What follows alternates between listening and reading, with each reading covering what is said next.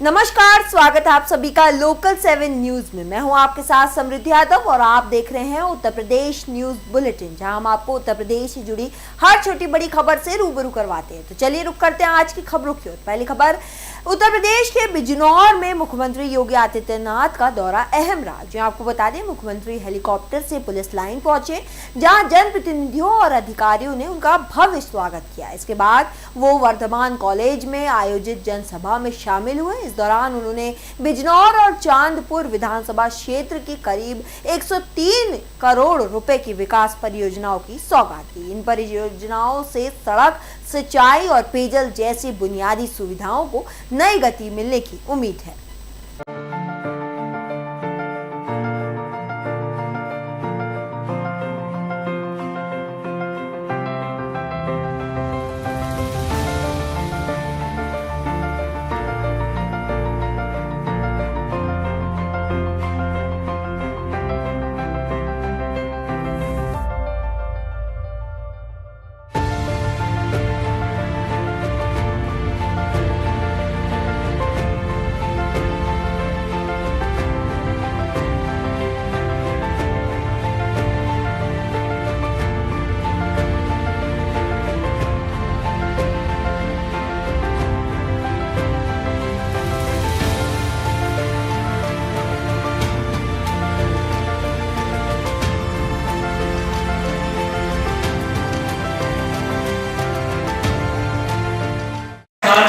गंगा मूल्य का दाम भी बढ़ाया है, अपराध मुक्त भी किया है, कर्फ्यू मुक्त भी किया है, गंगा मुक्त भी किया है। और उसी गंगा मुक्त उत्तर प्रदेश की परिकल्पना का परिणाम है। इसलिए सरकारें क्या करती थी? वे कहती थी कि अपराध और अपराधियों पे नियंत्रण नहीं हो सकता, उपद्रव को वे नियंत्रित नहीं कर सकते थे, तो इसलिए वे कांवड़ यात्रा पे रोक लगा देते थे, जन्माष्टमी के आयोजन पे रोक लगाते थे, श्री रामनवमी की शोभा यात्रा पे रोक लगाते थे, दुर्गा पूजा के पंडालों को रोक लगाते थे। लेकिन अब अपराध और अपराधियों पर नियंत्रण है, कर्फ्यू मुक्त, माफिया मुक्त और दंगा मुक्त उत्तर प्रदेश है, तो धूम धड़ाके के साथ अब कांवड़ यात्रा निकल रही है। अब कोई रोक नहीं है, श्री कृष्ण जन्माष्टमी पे कोई रोक नहीं है, रामनवमी की शोभा यात्रा पे रोक नहीं है, दुर्गा पूजा पंडालों पे कोई रोक नहीं है। धूम धड़ाके के साथ ये सभी कार्यक्रम हो रहे हैं। अब बेटी और व्यापारी की सुरक्षा में कोई सेंध नहीं लगा सकता और हमारा अन्नदाता किसान अपने खेत में जाने से डरता नहीं है। यह वह तस्वीर है जो आज के नए दौर में हम सबको देखने को मिल रहा है। कोई सोचता था बिजनौर में इतना विकास होगा और बिजनौर इस तेजी के साथ विकास के पथ पर अग्रसर होगा, लेकिन आज इस साकार हुआ है। उसको साकार रूप देने में हम सफल हुए हैं, इसलिए क्योंकि आपने यहां पर उस योग्य जनप्रतिनिधि चुनकर के भेजे हैं। आपने भेजे हैं, चंदन चौहान जी को आपने सांसद बनाया, आपने यहां से श्रीमती सुची चौधरी जी को विधायक बनाया। इटावा में भारतीय दिव्यांग संगठन ने नए पदाधिकारियों को जिम्मेदारी सौंपी है। जहां आपको बता दें, नियुक्त पत्र वितरण कार्यक्रम में संगठन की जिलाध्यक्ष मनीष कुमार ने कहा कि संगठन दिव्यांगजनों के अधिकारों की रक्षा के लिए लगातार काम करता रहेगा। साथ ही सरकारी योजनाओं का लाभ दिलाने पर भी जोर दिया जाएगा।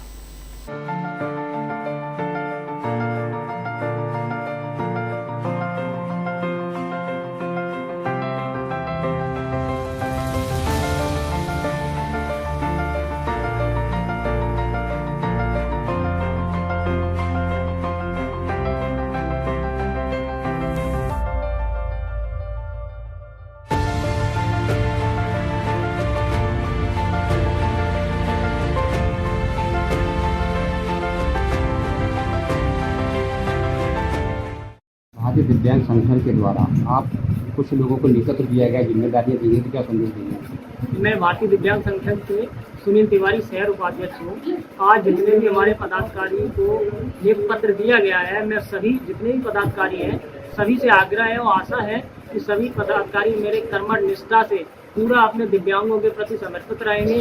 पूरे तन मन धन से हम सब दिव्यांगों की सेवा करेंगे और जितने भी हमारे पदाधिकारी नए हुए आज जो ज्वाइन हुए हैं अपने, और उनसे ये प्रार्थना है, हमारी रिक्वेस्ट है कि मेरा एक पदाधिकारी कम से कम 5-5 दिव्यांगियों को अपने साथ जोड़े, जिससे कि अपना संगठन आगे से बहुत मजबूती से जोरदारी से अपने पूरे भारतवर्ष में बढ़ सके। आज भारतीय दिव्यांग संगठन के द्वारा आज यहाँ एक छोटा सा प्रोग्राम रखा गया है, तो क्या संदेश देना चाहेंगे आप? मैं यही संदेश देना चाहूँगी कि यहाँ पर आकर मैं बहुत ही खुश हूँ और मुझे मनीष कुमार भैया ने एक ऐसा पद दिलाया जिसमें महिलाओं के लिए जो करना चाहती थी वो मैं अब खुल के कर सकूँगी और चाहती हूँ पूरी ईमानदारी से मैं उस पद को निभाऊँ और पूरी निष्ठा से उस कार्य। सर, मेरा नाम आकाश गुप्ता है, जो कि जसवंत नगर से मनीष सर के द्वारा जसवंत नगर ब्लॉक प्रमुख पर नियुक्त किया गया है। अच्छा, क्या संदेश देना चाहेंगे, क्योंकि आज आपको बड़ी जिम्मेदारी दी गई है, तो आगे क्या लोगों को संदेश पहुँचाएंगे, क्या मतलब जिम्मेदारी पूरी निभाएंगे आप? सर, जो भी सर ने हमें जो भी पद दिया है मैं उससे अपनी सच्ची निष्ठा और लगन के साथ काम करूँगा और जो मेरे जो भाई बहन हैं, हम जैसे दिव्यांग जो लोग हैं, उनकी अपनी पूरे तन मन धन से पूरी मदद करूँगा। क्या नाम है आपका? सर, मेरा नाम प्रियंका है और मैं इटावा में रहती हूँ, बट मैं शाखा जो महुआ ब्लॉक पड़ती है मैं उससे बिलोंग करती हूँ। तो मुझे यहाँ पे आके बहुत अच्छा लगा। तो मुझे ये दिव्यांग संगठन में जो शाखा जिला डिस्ट्रिक्ट इटावा में जो शाखा गांव पड़ता है, तो उसका मुझे ग्राम अध्यक्ष बनाया गया है। तो मुझे ये जान के बहुत अच्छा लगा कि आप लोगों ने मुझे इतना सम्मान दिया, जबकि हम लोगों को आप लोगों का सम्मान करना चाहिए। आपने हम लोगों को आप लोगों के लिए सहायता करनी चाहिए, बढ़ चढ़ के हिस्सा लेना चाहिए आप लोगों के लिए। तो यहाँ आके बहुत अच्छा लगा और जो मुझे उपाधि दी है तो मैं उसमें बढ़ चढ़ के हिस्सा लूँगी और लोगों की जितनी मेरी तरफ से मदद हो सकेगी मैं। आज भारतीय दिव्यांग संगठन आपके द्वारा यहाँ एक कार्यक्रम रखा गया है, जो पूरी तरीके से लोगों ने बढ़ चढ़ कर हिस्सा लिया है और भारतीय दिव्यांग संगठन की तरफ से यहाँ कुछ लोगों को जिम्मेदारियाँ भी दी गई हैं, तो क्या संदेश देना चाहेंगे? सबसे पहले मैं आपको बता दूं, मैं मनीष कुमार जिलाध्यक्ष भारतीय दिव्यांग संगठन इटावा उत्तर प्रदेश से, जो कि निरंतर हमारा भारतीय दिव्यांग संगठन कार्य कर रहा था। उस कड़ी में जो है हमारे जो है जसवंत नगर के हमारी बड़ी बहन रंजिता पोरवाल जी, हमारी छोटी बहन प्रियंका यादव जी, हमारे आकाश जी, हमारे कई ऐसे पदाधिकारी नए शामिल हुए हैं और उन्होंने पूर्ण रूप से ये। रायबरेली से एक दिल दहला देने वाली घटना सामने आई है, जहां पति ने अपनी पत्नी को पीट कर मौत के घाट उतार दिया। जो आपको बता दें, घटना के बाद इलाके में हड़कंप मच गया, जहां पुलिस ने आरोपी पति को हिरासत में लेकर मामले की आगे की जांच भी शुरू कर दी है।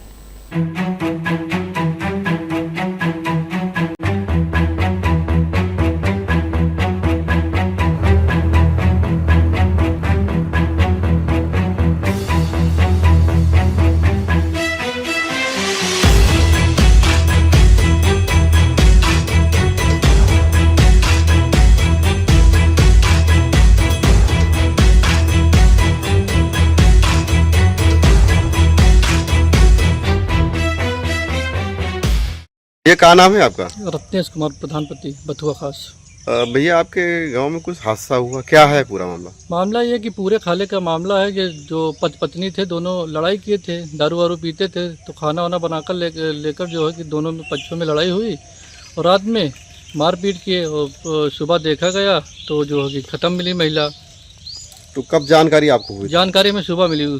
तो क्या शराब पी करके दोनों पति पत्नी, इससे पहले भी लड़ाई होती थी कि? हाँ, पहले भी लड़ाई, आए दिन लड़ाई किया करते थे दोनों।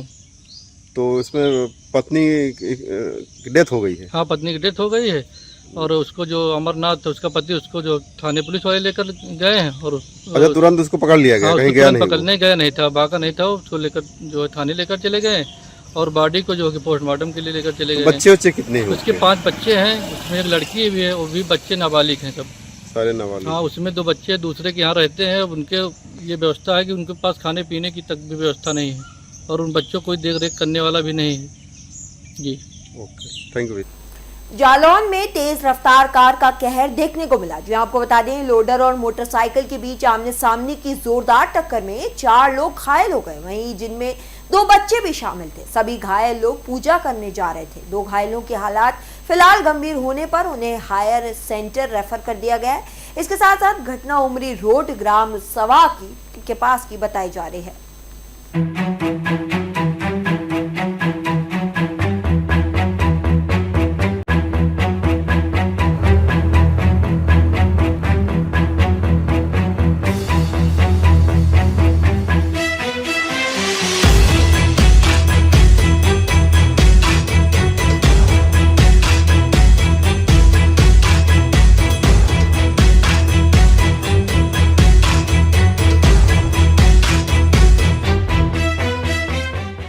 सर अभी एक एक्सीडेंट आया, क्या है मामला?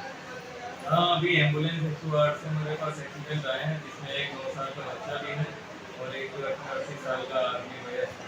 दोनों का पैर में चोट लगी है। जो वयस्क है 80 साल का आदमी, उसके पैर में और सर में भी चोट लगी है और फ्रैक्चर भी है। और बच्चा जो है उसके उनके पैर में, लेफ्ट पैर में चोट लगी और फ्रैक्चर भी है। और उनको हमने ट्रांसमिट उपचार करके जिला अस्पताल मेडिकल कॉलेज में भेज दिया है, ताकि उनका आगे एक्सरे वगैरह हो सके और उपचार मिल सके। मैं डॉक्टर रंजीत सिंह। क्या नाम है? संतोष कुमार साहब।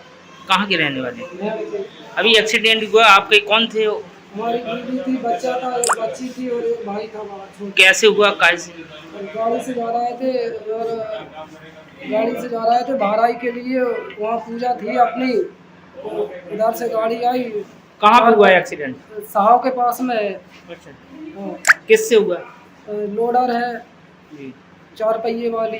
तो ड्राइवर भाग गया कि रुका है? ड्राइवर भाग गया उसका।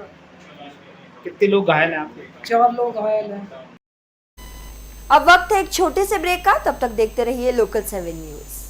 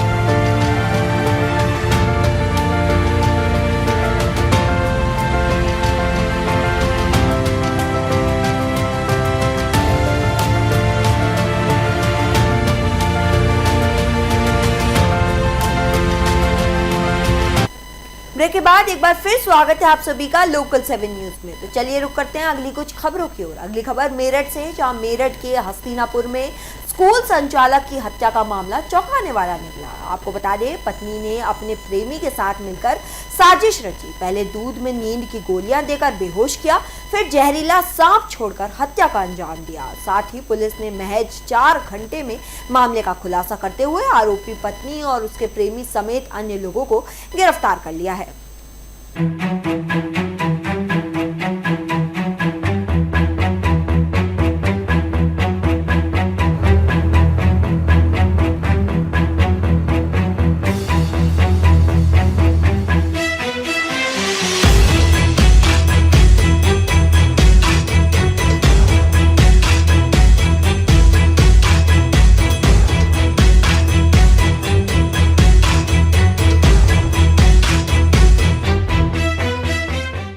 संबंधों के चलते एक महिला द्वारा अपने बॉयफ्रेंड के साथ मिलकर सांप से कटवाकर एक स्कूल संचालक की हत्या की गई है। सर, क्या पूरा मामला है? देखिए, आज थाना हस्तिनापुर पर यह सूचना प्राप्त हुई कि अतुल पवार पुत्र श्री अजब सिंह की संदिग्ध परिस्थितियों में मृत्यु हो गई है और उनके बिस्तर से एक सांप मिला है। तो वहाँ पर तत्काल थाना पुलिस और सीओ मवाना पहुँचे। जो देखा गया तो परिजनों द्वारा ये बताया जा रहा था, विशेषकर पत्नी द्वारा, कि सांप के डसने से ही इनकी मृत्यु हुई है और पुलिस को सूचना देने से पहले ये उनको अस्पताल भी लेकर गए थे।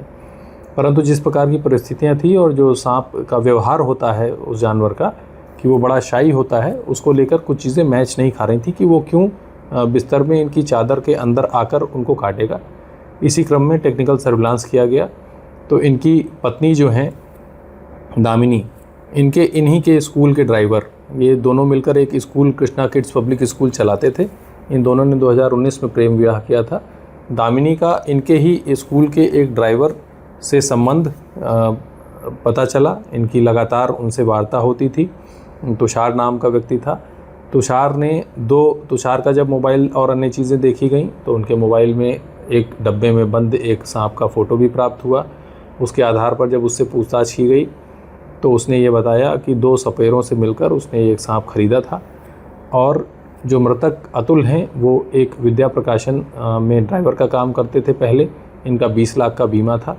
इसी पैसे को लेकर इन दोनों ने ये प्लान बनाया कि ये अपने पति को मरवा देंगी और वो अपनी पत्नी से तलाक ले लेगा और ये दोनों शादी करके और इस पैसे से आगे चल के रहेंगे। इसमें इसी क्रम में ये भी पता चला कि थोड़े दिन पहले अभियुक्त द्वारा अतुल जी का अर्टिगा से टक्कर भी मारी गई थी। तो जब अतुल ने अपने घर में दामिनी से पूछा कि इसमें मुकदमा कराया जाए तो दामिनी ने ये कहकर टाल दिया था कि जब गाड़ी का नंबर नहीं पता है या कुछ नहीं पता है तो फिर मुकदमा करा के क्या करेंगे। और फिर उसके द्वारा सोची समझी साजिश के तहत इस घटना को कारित किया गया है। इसमें जो बरामद सांप है उसे पोस्टमार्टम हेतु भेजा जा रहा है। जो टेक्निकल सर्विलांस और जो फ़ोन से हमें एविडेंस प्राप्त हुए हैं उनके एग्जामिनेशन के लिए इन्हें FSL भेजा जाएगा और इसमें अग्रिम विधिक कार्रवाई की जा रही है। थाना हस्तिनापुर पुलिस और स्वाट टीम देहात के द्वारा इस घटना का चंद घंटों में सफल अनावरण किया गया है। धन्यवाद।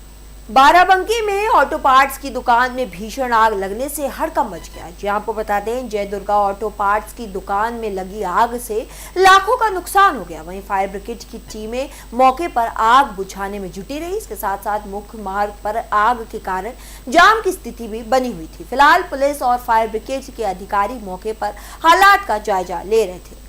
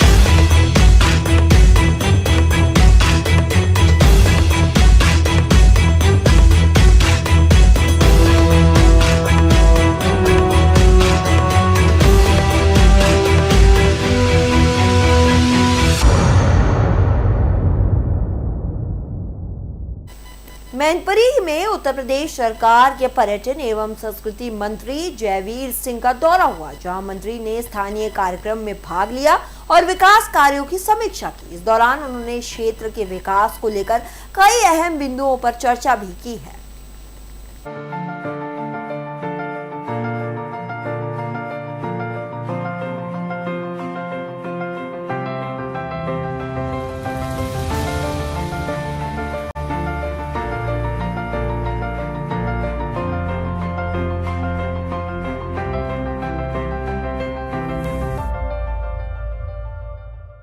मंत्र से सोनम वांगचुक को पुलिस द्वारा हटाया गया है, क्या कहेंगे? देखिए, जहाँ लॉ एंड ऑर्डर की स्थितियाँ या अन्य कोई कार्य पैदा हो जाते हैं जिससे शांति और कानून व्यवस्था की स्थिति बाधित हो सकती है, वहाँ पुलिस अपना काम करती है। मंत्री जी, मध्य प्रदेश के मुख्यमंत्री मोहन यादव ने कहा है कि जो एक शादी करेगा वही मध्य प्रदेश में रह सकता है। कहाँ का बयान तुम ले आए? कहाँ से बयान ले आते हो यार? ऐसा बयान कोई दे भी नहीं सकता। लिख के भेजा सर? नहीं, ऐसा बयान मुझे नहीं लगता कि ऐसा कोई बयान होगा। न्यूक्लियर प्लांट का डाटा लीक हुआ है। देखिए, साइबर क्राइम को रोकने के लिए सरकार तमाम तरीके के मजबूत प्रयास कर रही है, तो फिर भी साइबर क्राइम हर क्षेत्र में व्यापक रूप से उसमें सेंध लगाने का काम, उसमें प्रयास करने का काम ये लोग कर रहे हैं। उसको भी चाक चौबंद रूप से कहीं कोई हमारी किसी भी प्रकार की साइबर घुसपैठ न हो सके, इसके लिए सरकार प्रतिबद्धता के साथ पूरा काम कर रही है। भारत सरकार भी इसमें पूरी सजग और संवेदनशील है, उस पर तमाम प्रयास हो रहे हैं। और ख़ास रूप से जो हमारी रक्षा से, सुरक्षा से और महत्वपूर्ण डेस्टिनेशन से जुड़े हुए प्रतिष्ठान हैं या उस तरह के कोई प्रोजेक्ट्स हैं, उनकी किसी भी दिशा में सारे उनकी कोई सूचना लीक न हो, कहीं उसमें कोई सेंधबाजी न कर पाए, इसके लिए पूरे प्रयास सरकार कर रही है। 20 तारीख को जंतर मंतर से लोकसभा तक कूच करने की बात कही जा रही है। भारत लोकतंत्र है, ये सब चलता रहता है। विपक्ष का काम है अपना बात रखना, प्रशासन का काम है उसको अपने तरीके से निपटना, शासन का काम है सत्ता को सुचारू रूप से चलाना। तो ये बड़े लोकतांत्रिक देश में सारी गतिविधियां अपने अपने जगह पे उन्हें बिल्कुल सही है, सटीक है, सब करते हैं। एटा के नागला मद्दी गांव में मामूली कहासुनी ने हिंसक रूप ले लिया। जो आपको बता दें, गोबर डालने को लेकर शुरू हुआ एक विवाद दो पक्षों के बीच जमकर मारपीट में बदल गया। लाठी डंडों से हुए इस संघर्ष में दोनों पक्षों के 5 लोग घायल हो गए। वहीं मारपीट का वीडियो सोशल मीडिया पर तेजी से वायरल हो रहा है। फिलहाल पुलिस ने दोनों पक्षों की तहरीर पर जाँच शुरू कर दी है और घायलों को अस्पताल भी भर्ती कराया है।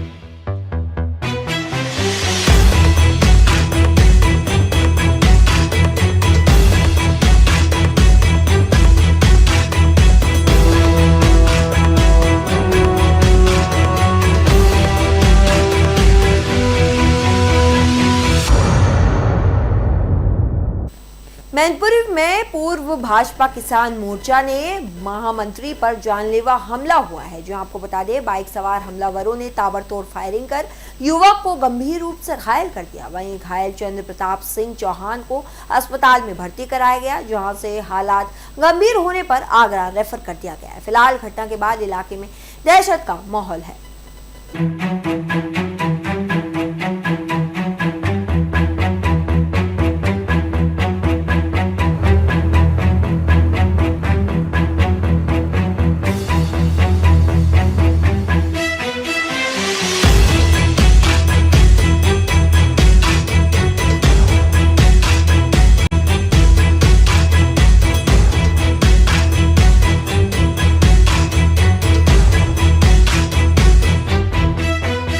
क्या बात हो गई?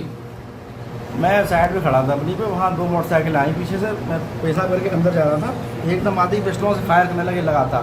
मैं समझ गया कोई पता नहीं कौन है, मैं पहचान नहीं पाया और दर्द बहुत हो रहा है भयंकर मेरे हाथों में। हाथों में गोली लगी है। कौन सी जगह पे आप? मैं भिरोड बाईपास पे था अपनी साइड पे, ठेका से थोड़े आगे। लगभग कितने बजे की घटना हो गई है? ये अभी 20 मिनट हुए हैं, केवल 20-25 मिनट हुए हैं। कितने लोग थे?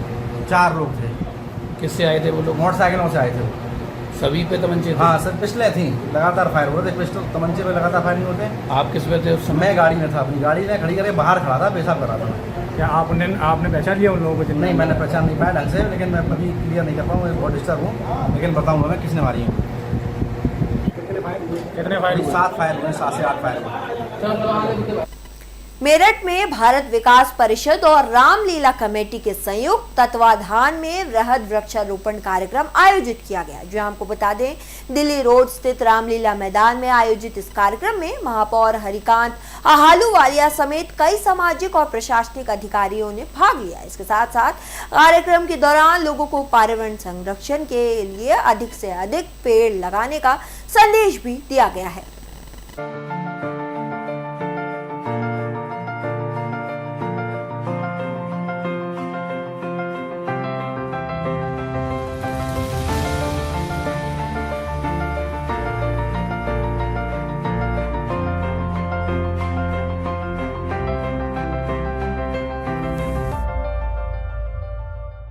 मैं इंजीनियर वी डी शर्मा, अभिनव विकास रत्न शाखा, भारत विकास परिषद का संस्थापक अध्यक्ष हूँ।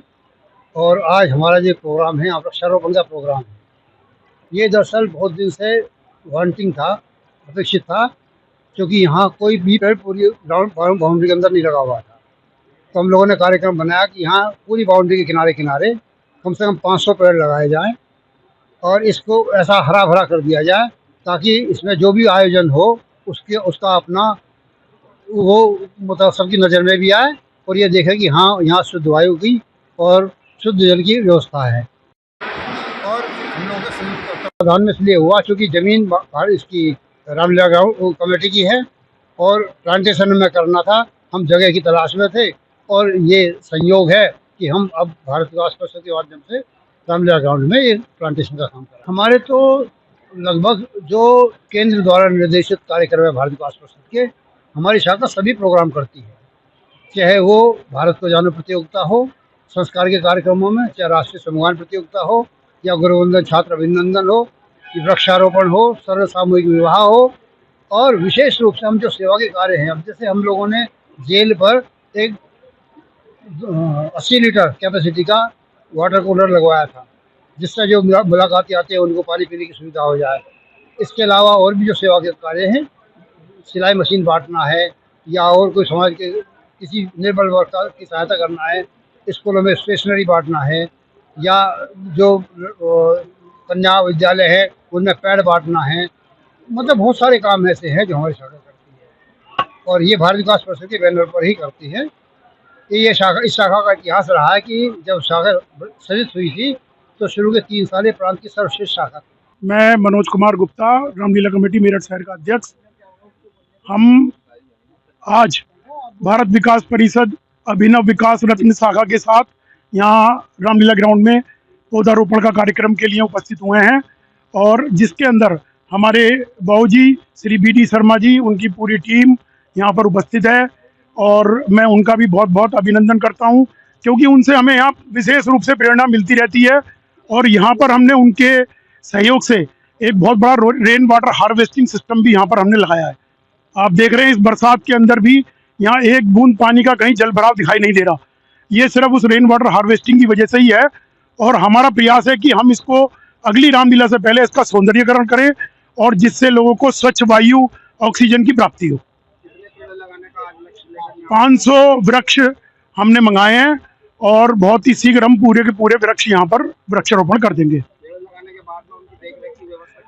एक माली की हमने यहाँ पर परमानेंट एक व्यवस्था की है और पूरे में हम पानी की पाइपलाइन बिछा रहे हैं और उसी के माध्यम से हम उनको पेड़ों को पानी मैनपुरी में बारिश के मौसम के साथ सर्पदंश के मामले तेजी से बढ़ रहे हैं। जी आपको बता दें, अभी तक जनवरी से लेकर जून तक 194 लोगों को सांप ने डसा है। वहीं डॉक्टरों का कहना है कि झाड़ फूंक के चक्कर में अस्पताल देर से पहुंचने के कारण कई लोगों की मौत हो जाती है। फिलहाल स्वास्थ्य विभाग ने लोगों से अपील की है कि सर्पदंश होने पर तुरंत अस्पताल पहुंचे।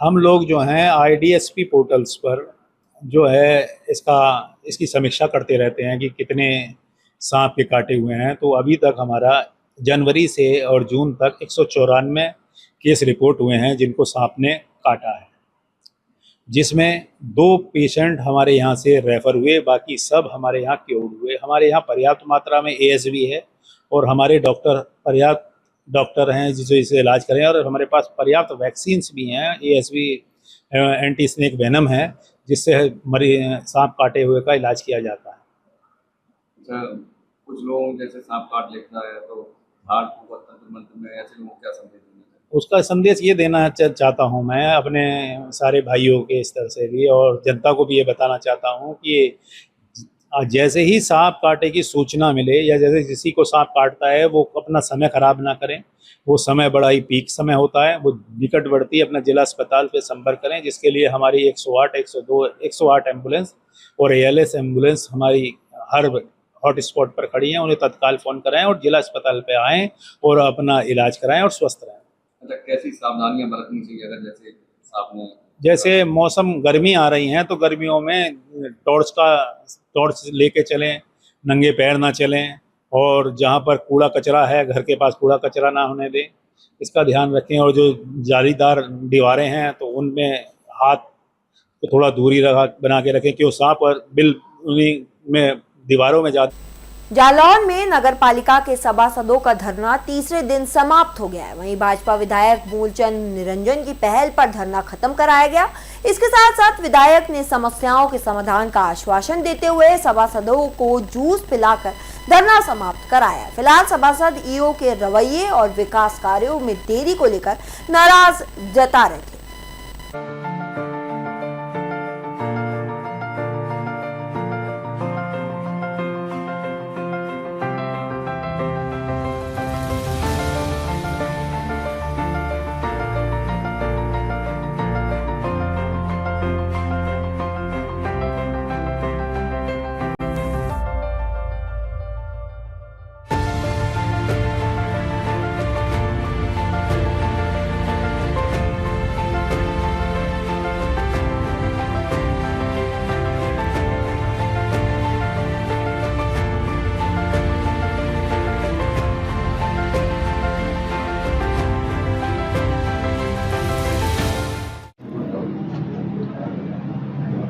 विधायक जी, नगर पालिका में सभासद धरने पर बैठे थे, आपने समाप्त कराया, क्या कुछ मांगे थी और किन मांगों को लेकर के ये धरना समाप्त किया गया? देखिए, वास्तविकता ये है कि हमारे नगर पालिका परिषद पहुंच का पूरा बोर्ड, सभी सभासद, हम सब ये चाहते हैं कि हमारा नगर स्वच्छ हो, साफ हो, सुंदर हो और नगर में विकास हो। क्योंकि कुछ दिनों से विकास कार्य अवरुद्ध हैं और उसका कारण कुछ तकनीकी समस्या है।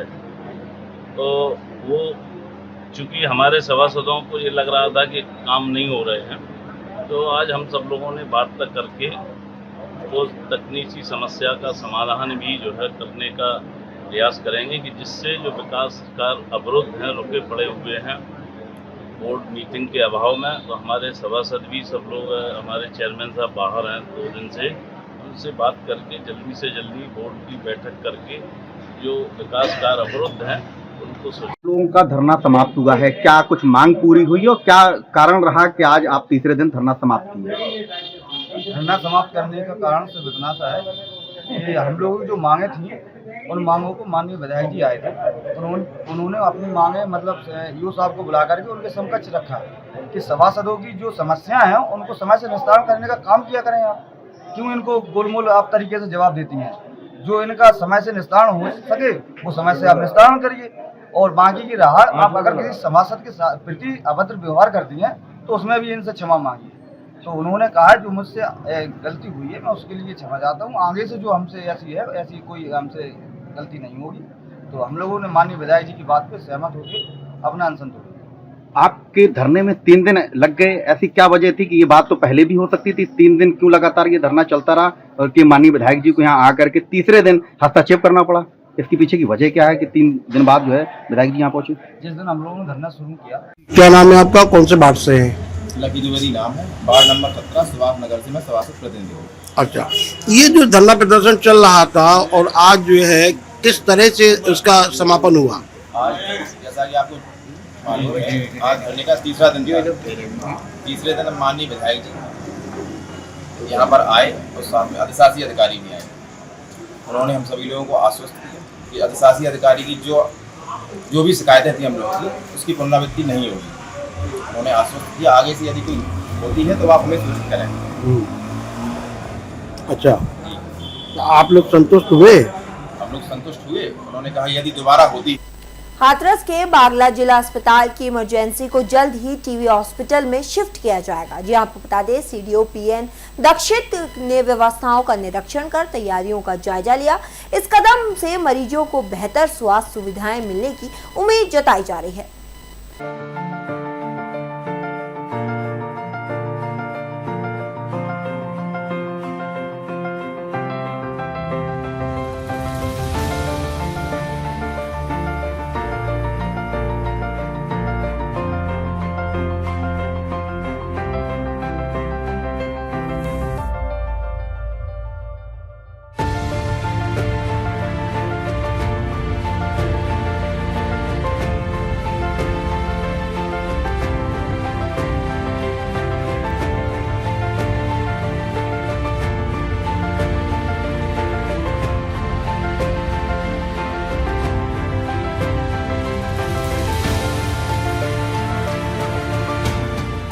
जो जिला हॉस्पिटल का निरीक्षण किया जाए, ब्लड बैंक और जो इमरजेंसी शिफ्ट होने वाली है इसको लेकर के आपने अभी जिला अस्पताल बागला अस्पताल की जो इमरजेंसी है उसको यहाँ पर टीबी अस्पताल की इमरजेंसी में हमें शिफ्ट करना है इस यूनिट में। तो इसके लिए कम से कम 20 बेड वाला ऐसा हमें इमरजेंसी सेंटर बनाना था, तो उसी को देखने के लिए मैं आया था। काम यहाँ निर्माणाधीन है, काम चल रहा है और इसमें जो पार्किंग की व्यवस्था है जहाँ पर गाड़ी या एम्बुलेंस ला के मरीज़ को छोड़ेगी उसके लिए थोड़ी सी व्यवस्था देखनी थी कि बाहर, वो उसके लिए मेरे द्वारा निर्देश दिए गए। और साथ ही साथ वहाँ पर एक टॉयलेट नहीं था जी, टॉयलेट के लिए भी निर्देशित किया गया है कि वहाँ पर एक टॉयलेट मरीजों के लिए अवश्य रखा जाए। और इसके बाद फिर मेरे द्वारा ब्लड बैंक की यूनिट का निरीक्षण किया गया। तो यहाँ पर 20 स्टाफ है और 3 शिफ्ट में काम करता है, एक ही डॉक्टर है यहाँ पर काम करने के लिए। और ये पूरा ब्लड बैंक यूनिट जो है CMS साहब के अंडर में काम करता है।